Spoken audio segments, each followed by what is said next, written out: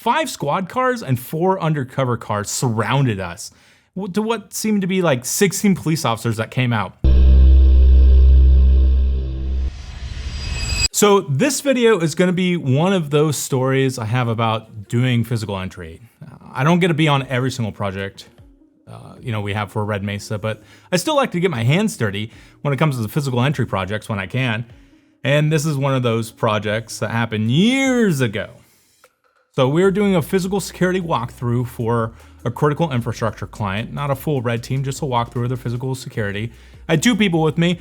One of them is one of my consultants who we do many physicals together. He's a U.S. Marshal. We'll call him John. And the other one is a part-time guy that does building of infrastructure for us that we use on projects. And we'll call him Kevin. Now, both of those aren't their real names, but Kevin is not a consultant. And he wanted to see, how a physical walkthrough is done. So this day, since it was super no risk, just figured, oh yeah, we'll put him on there. Now, obviously, as he's not a senior consultant and not an active consultant on the project, we don't bill for his time. And he's just there watching and learning. So we get to the site we're supposed to meet a worker at to let us in. And the client said, they didn't want us to waste getting past the lock on the gate, and someone was already going to be there. And that lock we'd actually already shown we could get past on a different day. So it was all good with me.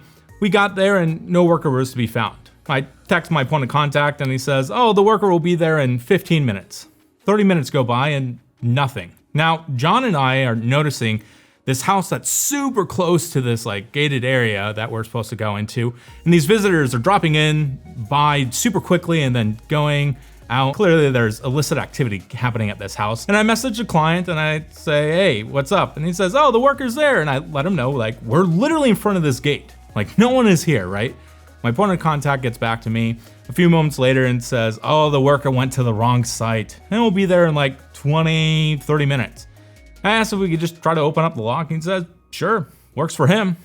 But he'll still send over the worker because we had a few other sites that we had to hit that day.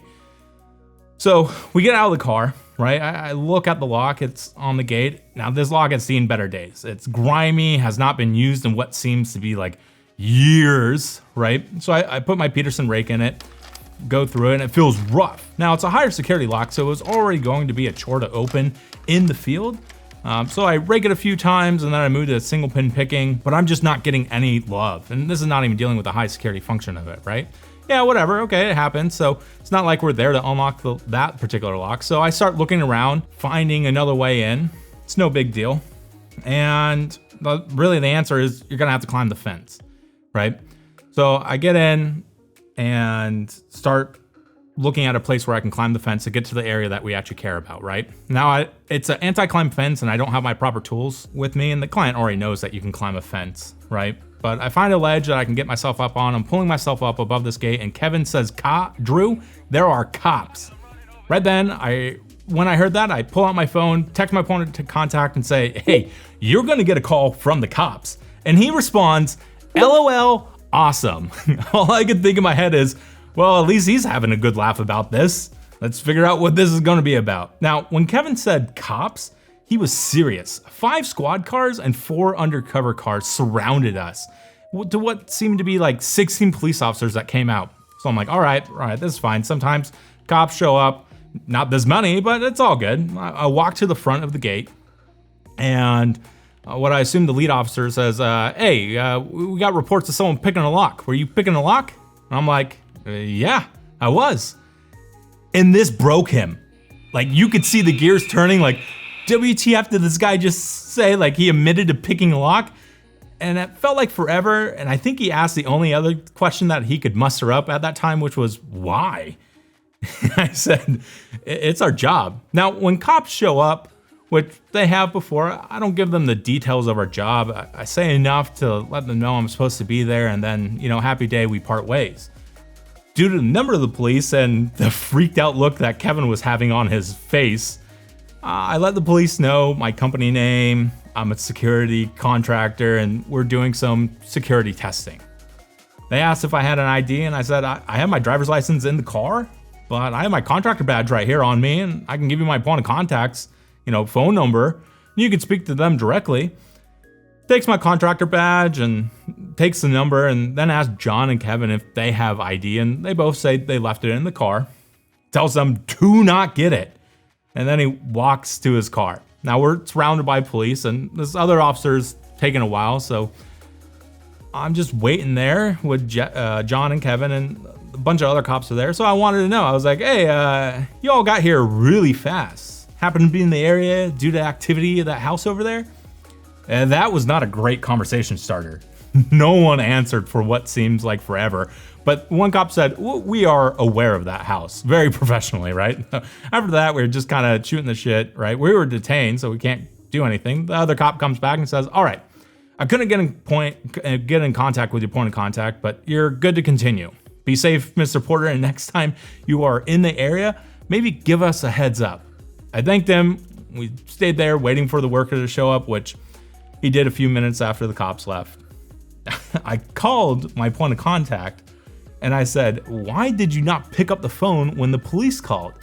And he literally said, oh, I saw a number called twice, but I didn't know who it was, so I didn't pick up. I was dumbfounded. Like, I just laughed, right? John had to call someone in law enforcement and let them know what happened. Everything was good. The next day, we're with the point of contact, and he's having a ball knowing that like that many cops swooped in force. Now, I can say I've never before and never after had that many police show up before for any engagement I've been involved in. Now, most of the time when cops show up, it's because we're parked near railroad tracks, or, you know, we're doing signals intelligence near a facility they consider sensitive that we're supposed to be there for. We're testing new surveillance equipment near, you know, an airport or something. But knock on wood, I've never had a bad experience dealing with police when it came to interactions I've had with them while on the job. So there you have it. Just a quick story about police interaction, you know, that I've had during my line of work.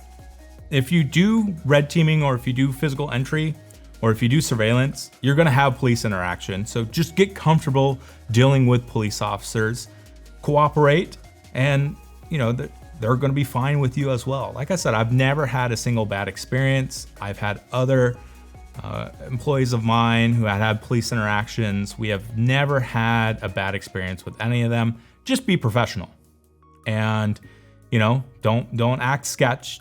Just get used to talking to a police officer, and things should work out in your favor when you're, you know, supposed to be doing what you're doing. And that's the biggest thing, is you're there. You might be there to do surveillance, to do signals intelligence, to do a physical, you know, covert entry or surreptitious entry, but you're supposed to be there. So don't panic, don't freak out. Just have a good time, laugh, and you'll have a funny story like that one that you just heard. Hey, are you still here? If you want to see more great content like this, make sure you boop that like button, subscribe, and hit that notification bell. Also, share this video on social media with your friends. As always, stay safe and happy hacking.